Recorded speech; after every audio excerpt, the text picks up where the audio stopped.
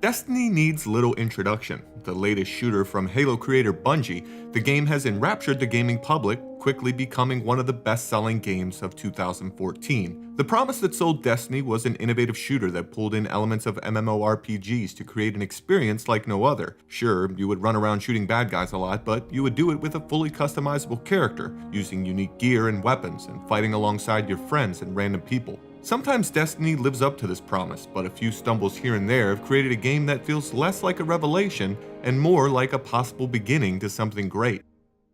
The majority of Destiny is taken up by the campaign and various co-op missions, which take place on 4 different worlds. Earth, the Moon, Venus, and Mars are all beautiful and varied environments that can truly impress in both graphics and art design. Each of the worlds feels unique and interesting. For example, Earth features the ruins of humanity, and Mars offers a war-torn desert climate. Destiny never fails to impress in the graphical department, as even a jaded gamer found many spots to stop and wonder at the beauty of Bungie's creation. Up ahead, a ridiculously large Vex emission. Sounds like what we're looking for. The core gameplay also shines, as Destiny itself is to be the final result of Bungie's long history with the first-person shooter genre. Bungie essentially reinvented the console FPS with Halo, and they have spent over a decade fine-tuning their formula to near perfection. The game feels totally solid and smooth throughout, with no element of the run-and-gun experience disappointing in any way. The guns feel powerful, the enemies are daunting, and pulling off accurate shots will satisfy every FPS fan no matter what weapon they are using. However, it's when we move beyond these basic elements that the cracks in Destiny begin to show. Problems first appear while playing through Destiny's single-player campaign. There are about 20 main levels with extras thrown in, such as patrol and strike missions. While the objectives might vary, the map will remain the same on each world, simply directing you to different areas as needed. This can be an interesting mechanic, but will lead to many feeling frustrated due to the repetition of some locations. This repetition is Destiny's main flaw, with it extending beyond the maps and into the very structure of the missions themselves. Almost every level boils down to go here and activate that, at which point you'll be assaulted by enemies for a few minutes. This got to be so predictable that as soon as you activate the switches, you'll instinctively search out for where the enemies would come from and look for the best vantage point to take them out. It's obvious that Bungie was going for a sort of spur-of-the-moment co-op structure where you and your friends dig in and face off against hordes of enemies. However, it's done so frequently that it becomes tiresome before you even reach the halfway point of the campaign. This sort of simple and repetitive structure can work well in a certain setting, but you need to know why you're doing these things in order to give them any meaning.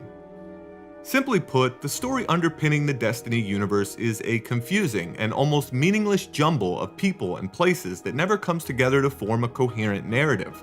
Through the hours I spent with Destiny, I never felt like I had a grasp on what was going on.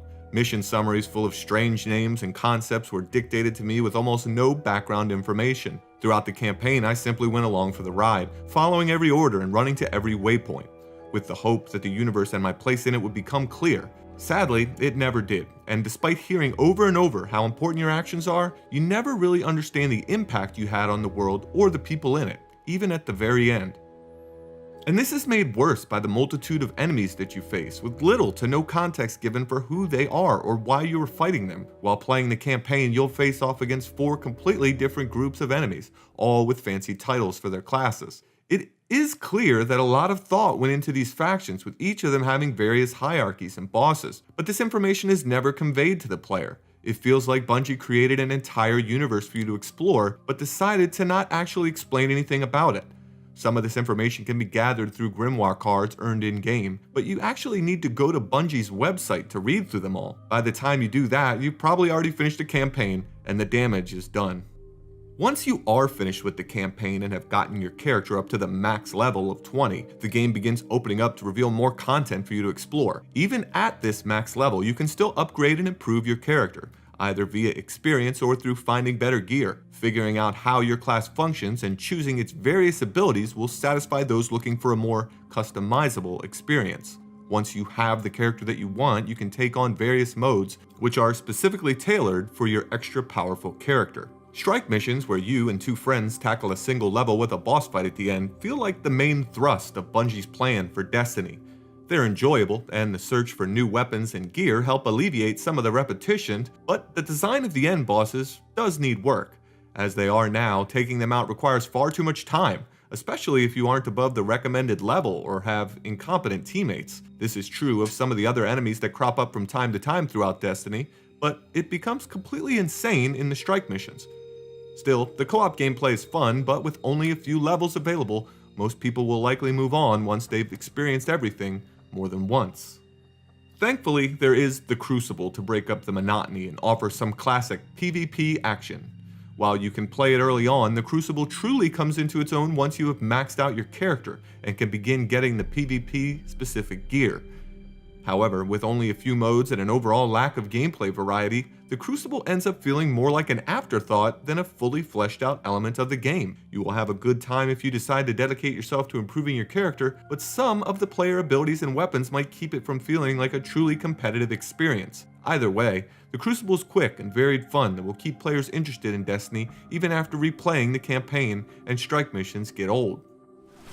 Zone B lost.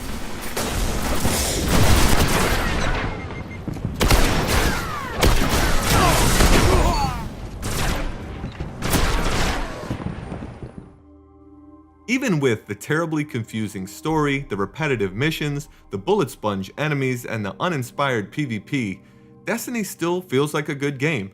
Despite the occasional annoyance or problem, I still felt like I was enjoying my time throughout and plan to continue playing for quite some time. Somehow, Bungie has crafted a totally flawed yet completely compelling experience within the same game. It may not be the game we all expected, but with some DLC, it could get a lot closer to it. And when the inevitable Destiny 2 launches, I'll be right there to see if the promise shown in Destiny can ever be fully realized.